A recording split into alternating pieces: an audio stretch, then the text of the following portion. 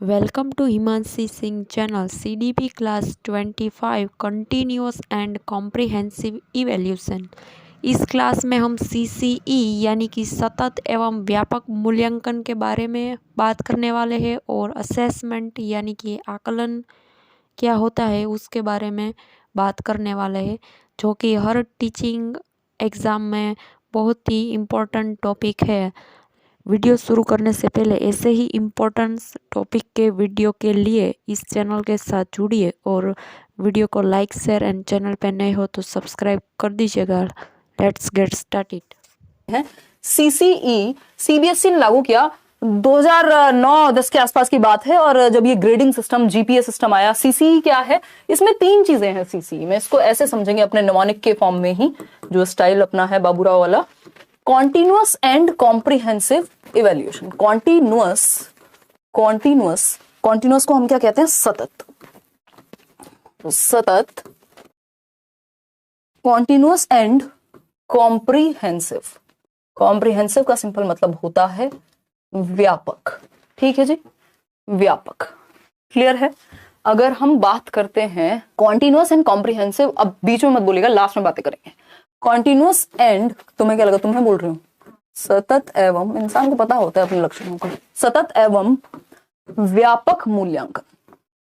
सतत एवं व्यापक मूल्यांकन। व्यापक का मतलब क्या है?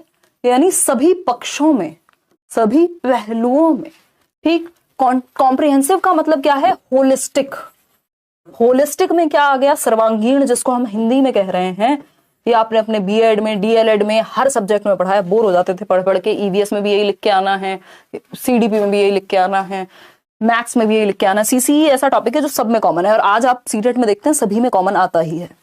तो अगर हम बात करें होलिस्टिक की, तो इसमें एक होता है स्कोलैस्टिक पक्ष, यानी शैक्षिक पक्ष, जो पेन और पेपर से संबंधित है।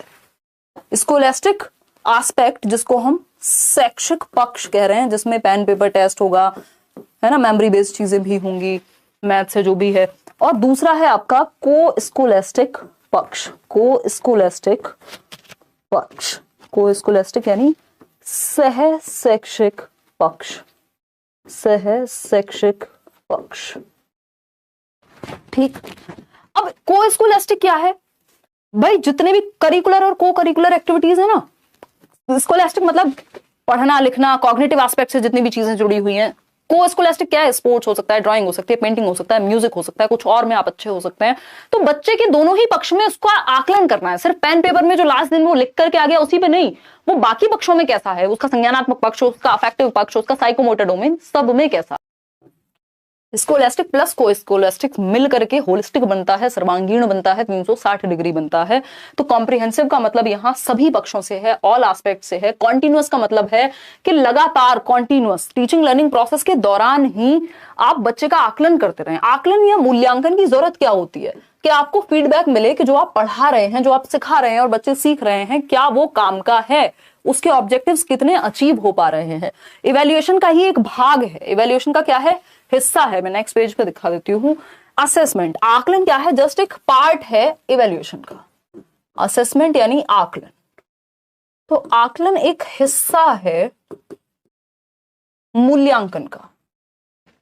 आकलन हम फीडबैक की तरह यूज करते हैं। अभी assessment for learning, as learning, of learning पे भी आएंगे।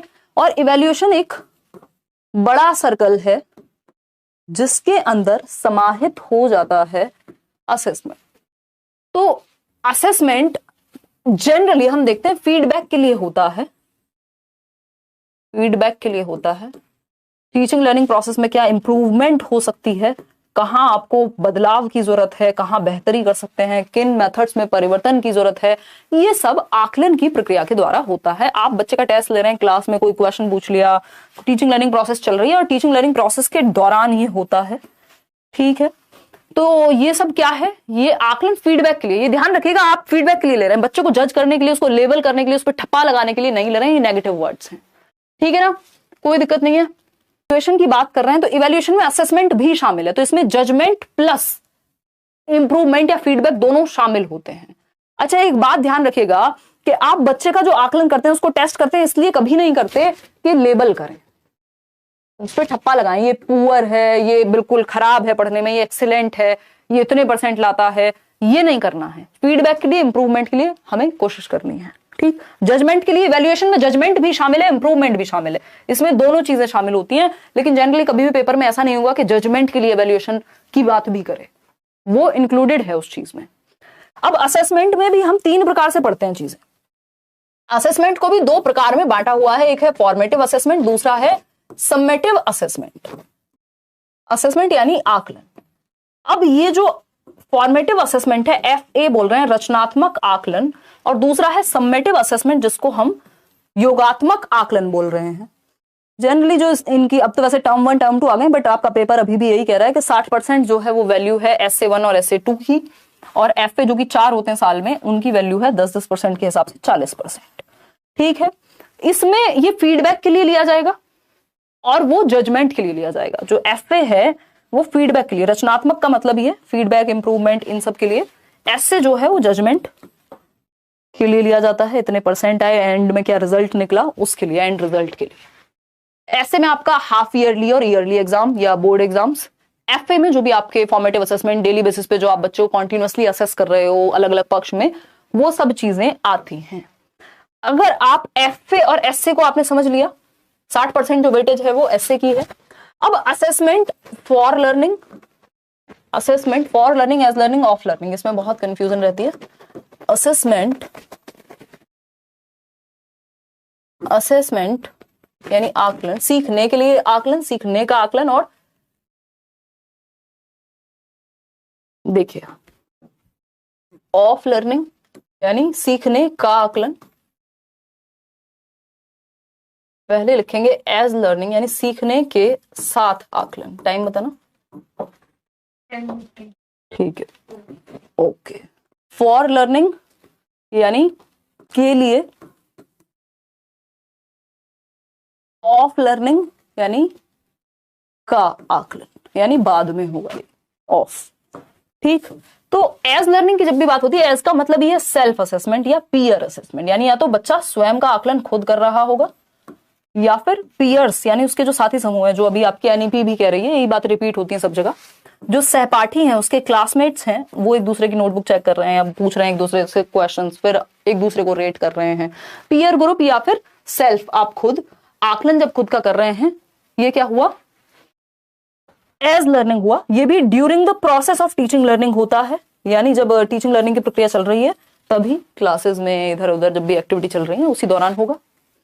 फॉर लर्निंग क्या है भाई, फॉर लर्निंग है, ये भी ड्यूरिंग टीचिंग लर्निंग प्रोसेस ही होगा, ध्यान रखिएगा, during teaching learning process, TL यानी क्लासरूम में चल रही है पढ़ाई, और ये उसी के लिए होगा। फीडबैक के लिए होगा, इंप्रूवमेंट के लिए होगा। अगेन इसमें टीचर और लर्नर दोनों आ सकते हैं, यानी टीचर भी शामिल हो सकता है और लर्नर भी जहां जरूरत पड़े।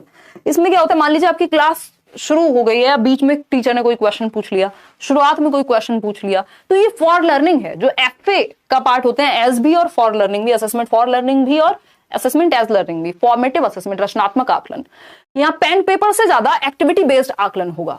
और अगर हम बात कर रहे हैं ऑफ लर्निंग की, तो ये सम्मेटिव का पहलू है, यानी ये सम्मेटिव आकलन के अंदर आता है। ये जजमेंट के लिए कहीं ना कहीं होगा, फीडबैक से ज्यादा। भाई आपका अगर पेपर सीटेट का फाइनल हो गया, जिस दिन आप दे करके आ गए, तो ऑफ लर्निंग हो गया ना, आज तक की जितनी लर्निंग थी सब पता लग जाएगा, रिजल्ट आ जाएगा, बात खत्म, उनको नहीं फर्क पड़ता कैसे सीखा।